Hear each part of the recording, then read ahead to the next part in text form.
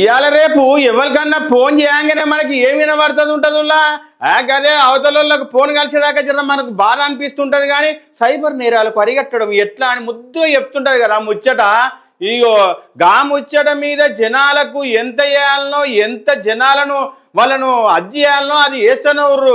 మరి ఇంత చేసినా కూడా ఐపీఎస్లు ఐఏఎస్లే కూడా ఇగో సైబర్ నేరగాళ్ళ వలన పడిపోతున్నారు అనుకోరాదు.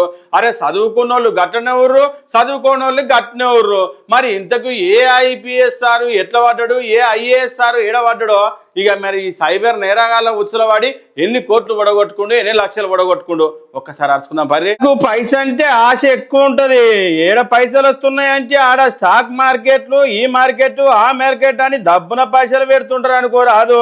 గదేనులా బెట్టింగులు ఈ బెట్టింగ్ యాప్లను అసలు చేయొద్దు అని చెప్పి ఎంత చేసినా కూడా మనోళ్ళు ఆకుండా ఏదో ఒకటి చేస్తూనే ఉంటారు. ఇయో గట్లనే ఉమ్మడి రాష్ట్రంలో ప్రిన్సిపల్ సెక్రటరీ హోదాల పనిచేసి హైదరాబాద్లోని సోమాజిగూడలో నివాసం ఉంటున్న మాజీ ఐఏఎస్ అధికారి ఏకంగా 3 కోట్లు వడగొట్టుకున్నట స్టాక్ మార్కెట్లో లాభాలంటూ ఆశ చూపెడితే సైబర్ నేరగాళ్ళ చేతుల గిదన్నట్టు. అరే గిదేం పని సారు, మీకు జీతాలు ఏమైనా తక్కువ ఉంటాయా ఏం కథ? లచ్చలు జీతాలు ఉంటాయి. మరి అంత బాగానే ఉంటుంది ఈ ఆన్లైన్లో ట్రేడింగ్ తెరువు మీరు ఎందుకు పోయారు సారు? ఇంకో 10 మందికి చెప్పేది పోయి మీరే ఇన్వెస్ట్మెంట్ పెట్టడం ఏందని చాలా మంది అయితే గుసగుస పెట్టుకుంటుర్రు.